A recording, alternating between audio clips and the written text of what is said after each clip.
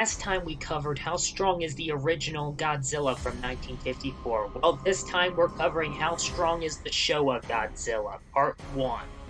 In the last video, we confirmed that the original Godzilla has town-to-city level destruction, along with even giving Godzilla a predicted power level range based off these feats.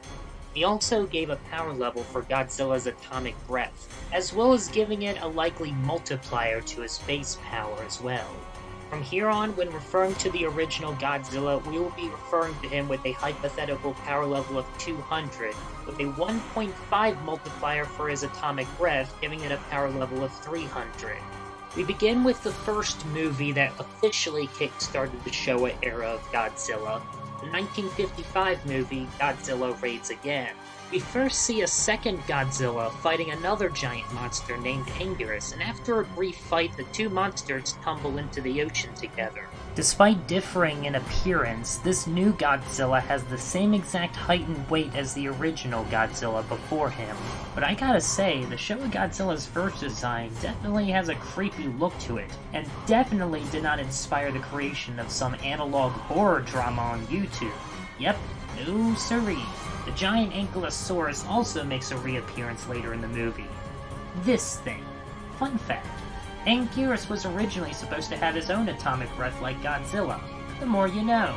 The two monsters begin round 2 and Godzilla uses his atomic breath, which does little more than just irritate Anguirus. Notice how much destruction the atomic breath causes just being aimed at Anguirus specifically.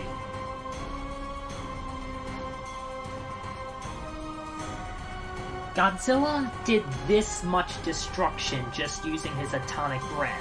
That is crazy. Two monsters continue the fight at an alarmingly fast speed. Seriously, look at that. This isn't sped up. This is normal speed from the movie.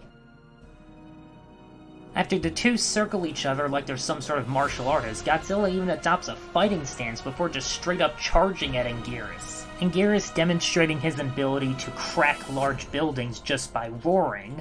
Godzilla finishes Anguirus off after leaving a nasty bite on the neck and unleashes his atomic breath, and also destroys the city in the process. Still think Godzilla isn't city level with his atomic breath?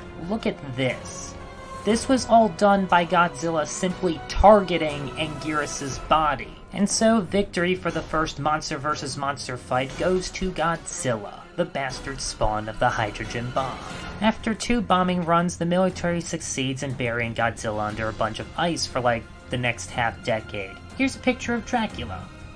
I think after everything we've seen, no one will argue with me when I say that the Showa Godzilla should be at least as strong as the original Godzilla.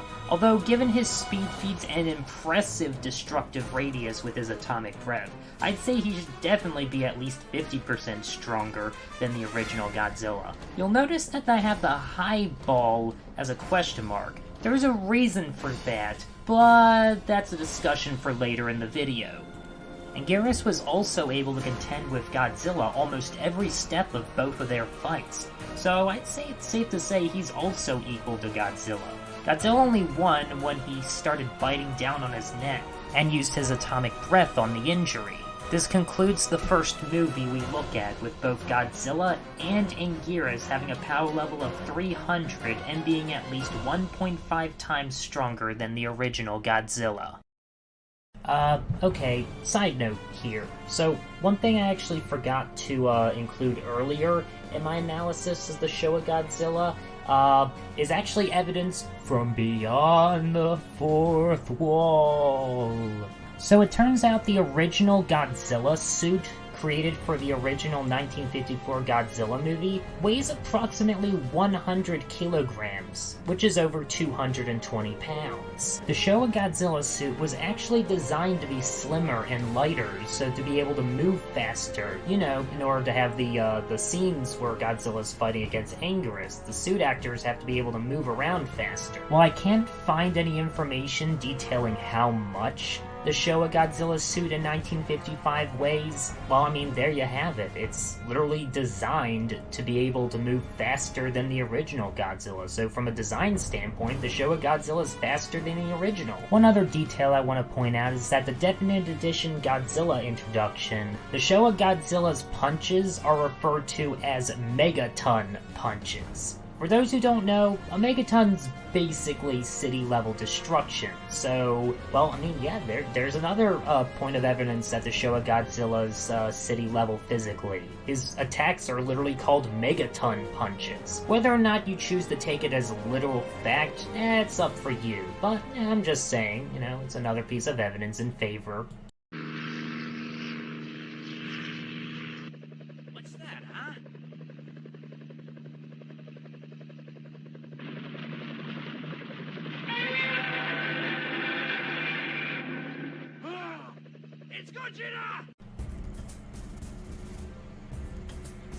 Our next movie takes us to the year 1961 with King Kong vs. Godzilla. A giant octopus gets the crap beaten out of it by King Kong before slithering away. However, contrary to popular belief, this giant octopus, also known as Udako, is not the weakest monster in the Showa era, because in an alternate ending to the movie Frankenstein vs. Baragon, the giant octopus actually kills Frankenstein by dragging him underwater into a watery grave. And since Frankenstein finished off Baragon, then that leads to reason that this giant octopus could probably take on Baragon as well. To top it all off, this giant octopus also survived a fight against Ghidorah from the War of the Gargantuas movie. So yeah, at the very least, this giant octopus has a better record than the giant condor we'll talk about later. Ergo, not the worst Showa monster, period.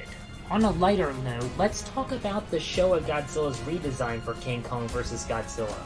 Just look at that happy face, I love it. The military proposes a plan to stop Godzilla using 1,000,000 volts of electricity. Remember this fact for later, kids, it'll be on the quiz. While Godzilla's doing his happy dance, Kong futilely tries to introduce him to the power of rocks. This, however, proved unwise when Kong threw off Godzilla's groove, who retaliates with his atomic breath, singeing Kong's fur. It doesn't really seem to affect Kong that much, just kinda looks like he just got out of the shower. But it's good enough for Godzilla when he just kinda strolls off like he's clearly won the fight. Not that Kong really does anything else, he just kinda shrugs and walks away like a complete loser. That's our first fight, everyone! The biggest monster brawl of the century! So Godzilla gets repelled by an electric shock that's 20 times less than the shock that the original Godzilla endured from the first movie. Meanwhile, Kong, for whatever strange reason, munches down on it and somehow gets powered up from the electricity like he's Frankenstein or something. After being carried off to Mount Fuji where Godzilla is in the most bizarre way possible, even Godzilla's laughing about it. This time around, the fight goes much better in Kong's favor as the two monsters appear evenly matched. Godzilla even uses his atomic breath at one point, and Kong pretty much just shrugs it off, getting back into the fight, no problem. It's going pretty well, until Kong just suddenly loses all his energy after one too many front flips. Yeah, he just kinda gives up. That's literally what happens. Kong just suddenly loses all of his energy, just like that. I have no explanation. Psych! It was a bluff, because as soon as Godzilla gets close enough, Kong just springs back up to life and attacks. And then Godzilla does a kangaroo kick. The humans acknowledge that Kong gets stronger with electricity, and a Deus Ex Machina happens where Storm Cloud just happens to strike Kong with electricity, not only reviving him, but also powering him up again. Kong goes for the tail and is soon enough able to throw Godzilla, just like on the poster. At this point, Kong is pretty much able to overpower Godzilla by easily flipping him, and the two monsters tackle each other into the ocean. This impact triggers an earthquake, which causes trees to fall down, as well as cause several landslides and even the ocean currents to stir up quite a bit. However, in the American version of the film, something else happens. The earthquake in this version of the film looks way more impactful than in the Japanese version, with the ground literally collapsing in on itself and massive floodings all around. What you probably don't know is that this is actually stock footage borrowed from the 1957 movie The Mysterians. a movie that the American version of this movie would borrow a lot of footage from. So regarding how strong the Showa Godzilla is, I'm actually going to give him a 1.25 multiplier in power. There is evidence that confirms that the Showa Godzilla does indeed get stronger with each movie. However, that evidence isn't in this movie, and it doesn't pop up until a later movie. So I can't really tell you why yet, you're just gonna have to trust me for a little while longer. There was promotional material for the movie before it came out, where people sort of did an interview with Godzilla, and he was talking about how he was training and getting ready for the fight with King Kong. However, this is obviously not canon, because first off, Godzilla's a giant monster that hates humanity at this point. He's not going to be having a peaceful conversation with them. Second off, the people wouldn't be able to understand him anyway because he'd just be going screonk the whole time. And thirdly, and most importantly, Godzilla was trapped in a block of ice for like 6 years. He was in no condition to train at all in that time.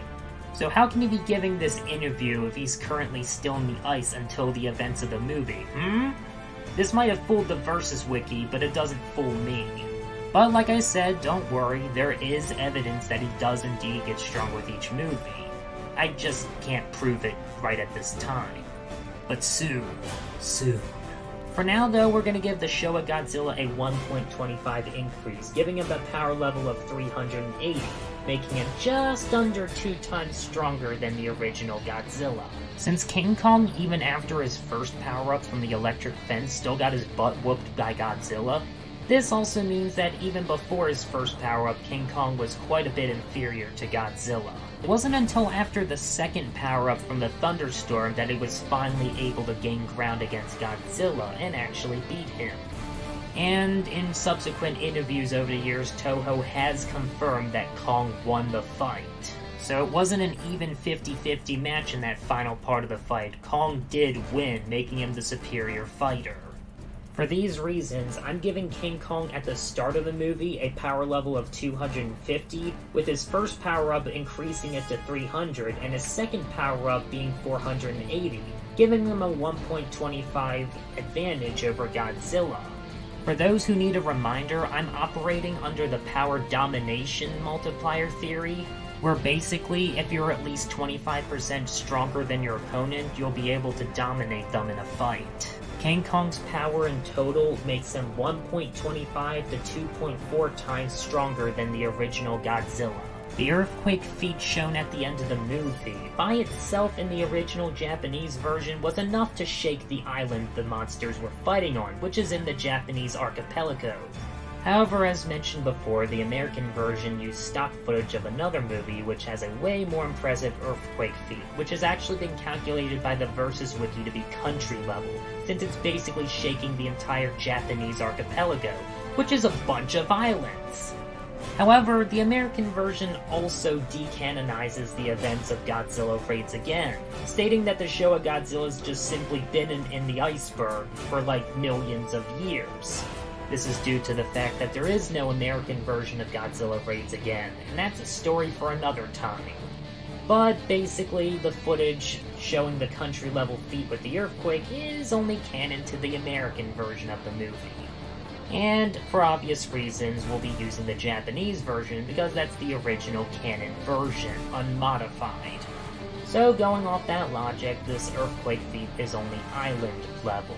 But don't worry, Godzilla will be displaying much more impressive feats in later movies. Just you wait and see.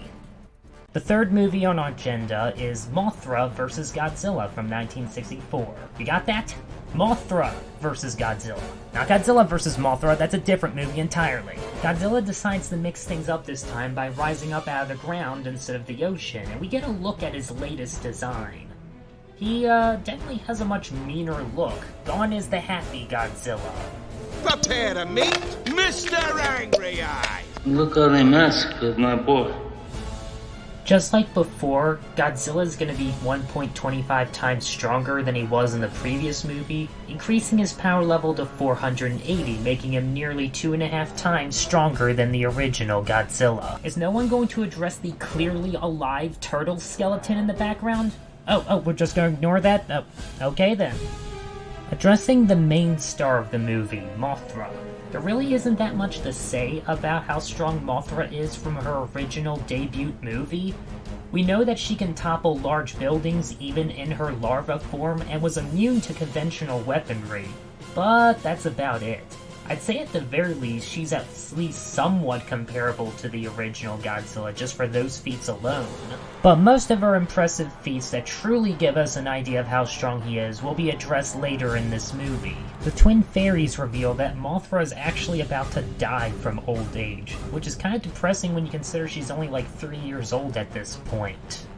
Regardless, she goes to fight Godzilla. So the military decides to recycle their Electrocute Godzilla plan, this time increasing it from 1 million volts of electricity to 20 to 30 million volts. It was at this point that I decided to recheck my math and realized that I actually made a mistake earlier in this video. See, I stated in the last movie, King Kong vs. Godzilla, in the scene where Godzilla gets electrocuted by the fence, that 1 million volts of electricity was actually less than 50 kilovolts of electricity that the original Godzilla endured in the first movie. But as it actually turns out, I looked up some math conversion related stuff and actually found out that 50 kilovolts is only about 50,000 regular volts, which is a lot less than the 1 million volts that actually pushed back the Showa Godzilla in that movie. And now he's taking attacks that are 20 to 30 times that damage. 30 million volts of electricity is actually about 30,000 kilovolts of electricity, which would actually make this Godzilla able to take attacks that are 600 times stronger than the hits the original Godzilla endured. Just remember that for later. As Godzilla prepares to convert the would-be newborns into stillborns, Mothra shows up and is able to push Godzilla back just by flapping her wing. Mothra then grabs onto Godzilla with her tiny legs and starts hilariously dragging him around, with Godzilla being completely helpless against her. Godzilla has just about had it and begins firing his atomic breath, but Mothra has a relatively easy time dodging it, proving impressive flight maneuvers. Mothra continues to harass Godzilla relentlessly until he trips and falls into a crevice where she keeps him down with her wing flaps. She also uses a poison gas which doesn't really seem to do anything to Godzilla. Godzilla also finally hits her with an atomic breath, which seems to send her off with a smoking wing. However, when Godzilla gets close to her, she basically just swats him away, knocking him down again. It's then revealed that Mothra didn't die from Godzilla's attack, she just simply ran out of energy finally. So Mothra just kind of eliminated herself. The military finally puts their plan to action, unleashing 20 to 30 million volts of electricity against Godzilla. However, when they decide to increase the voltage, we actually see how much electricity they're using, and it's nowhere close to the amount they said they were going to be using. If you look here, you can see that they were using 300 to maybe about 345 kilovolts of electricity. Well, after scouring the internet for some math conversion stuff, I finally found out that that's basically only about like 1% of the amount of electricity they said they were going to be using. Seems to me like someone got their math mixed up. It's okay, I forgive you. I'll save you the trouble of showing all the math-related stuff, but basically, 345 kilovolts of electricity is basically about large building level. It's still more impressive than the amount of damage that the original Godzilla tanked in the first movie, but if they actually used about 30 to maybe 34.5 million volts of electricity, it would have allowed the Showa Godzilla to display large town-level feats of durability. Of course, we've already established by this point that Godzilla's atomic breath is city-level, and we see Anguirus tank it to the face, so I'd say that's enough proof there that Godzilla's still city-level. And I think we've also established at this point that Godzilla's basically like a Pokemon, where he's just always going to be damaged by electricity, no matter how strong it is. Of course, at 345 kilovolts finally overloads the system, and Godzilla's finally able to break free.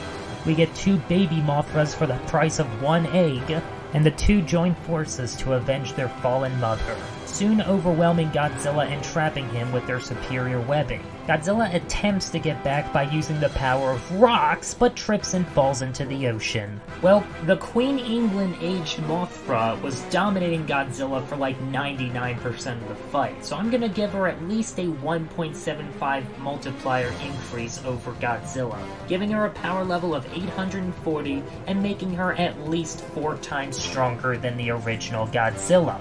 Not bad for a giant bug. If that's how strong Mothra is when she's on death's door, then you know a Prime Omega Mothra is going to be stronger than that. I'd say at least 5 times stronger than the original Godzilla. The two baby Mothras together were able to overwhelm Godzilla. Individually they're weaker, but together they're at least 1.25 times stronger than Godzilla, which in my opinion makes them about 1.5 to 3 times stronger than the original Godzilla, with the 1.5 being how strong they are individually, and the 3 times original Godzilla being them together. Here's our summary for the monsters for this movie.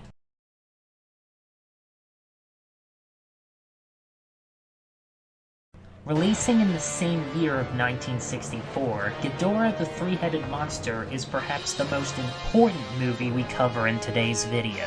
This three-headed alien menace is the game changer and will set the standard for how strong all future monsters are in this era. According to a native of the planet Venus, King Ghidorah was responsible for wiping out the entire planet's civilization. You know, this planet? The planet that looks like a giant fireball with nothing but desert and waste? Yeah, apparently it used to be exactly like Earth until King Ghidorah got involved. On top of that, King Ghidorah is considered in many sources to be planet level in terms of destruction. The official Godzilla Compendium even has a section on King Ghidorah outlining how he eats comets as his food source. You heard right, this giant space dragon eats comets for breakfast. That would make this thing casually small star level if we accepted this particular source as fact.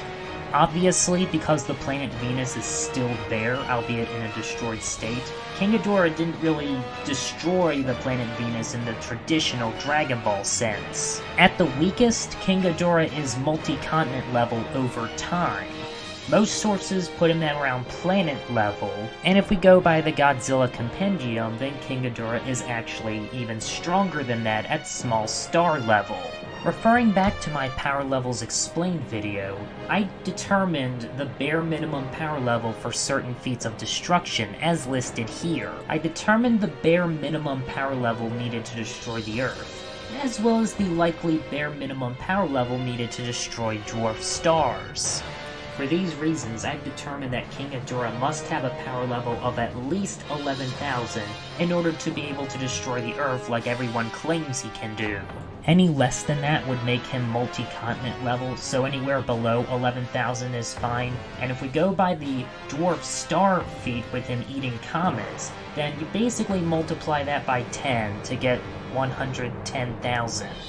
Because King Ghidorah destroyed Venus a long time ago in the history of the Showa era, we're gonna round his power level up to 12,000 just to make the rounding a little simpler.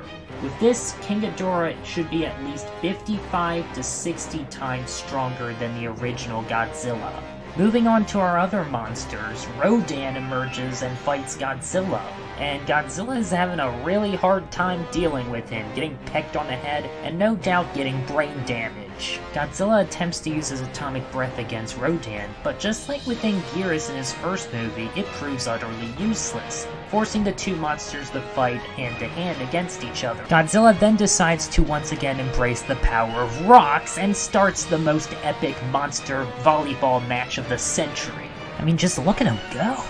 Mothra proposes that the three monsters join forces in order to combat the alien menace, But understandably so, the other two monsters are annoyed at the humans for shooting at them a whole bunch, forcing the brave little caterpillar to fight Ghidorah all on her own. Eventually the other two join in, but Godzilla is easily knocked back by King Ghidorah. There's also a hilarious moment where Rodan peeks his head out only to stick back under cover once King Ghidorah returns fire. Even united, it's still a tough fight, but eventually, with Godzilla's distraction and Mothra's webbing, the monsters finally wear King Ghidorah down enough to the point where he retreats. And for once, Godzilla got to bask in the glow of victory. Godzilla and Rodan's initial fight didn't really have any solid conclusion. Yeah, Rodan has a height advantage, but that's pretty much it. When it comes to close quarters, the two monsters were evenly matched. The difference in power between Godzilla and Mothra should be about the same as it was in the original movie, with Mothra being only about like 63% of Godzilla. Oh, and in case of what you're wondering what happened to the other Mothra, yeah, she just died off screen between movies. There's no other explanation given. The three monsters together were able to drive King Ghidorah into retreat, so they should have a 25% power advantage over King Ghidorah. The three monsters together should have a combined power level of about 16,000. But that draws the question, how strong are these three monsters during this point individually? And how long have they been close to Planet Buster level destruction in order to be able to fight a Planet Buster like King Ghidorah? Remember earlier in the video, I had the highball number for Showa Godzilla question marked? Well, now it begs the question, was Godzilla a lot stronger than we originally thought? If he's only getting about a 25% boost with each movie, then in order to be able to be close to 12,000, he had to have already been close to that number to begin with. And so I proposed this highball counter for the Showa Godzilla in his first movie, having a power level of at least 3,000 and being at least 15 times stronger than the original Godzilla instead of just simply 1.5 times. Basically, just take all the power levels we've talked about at this point and multiply it by 10.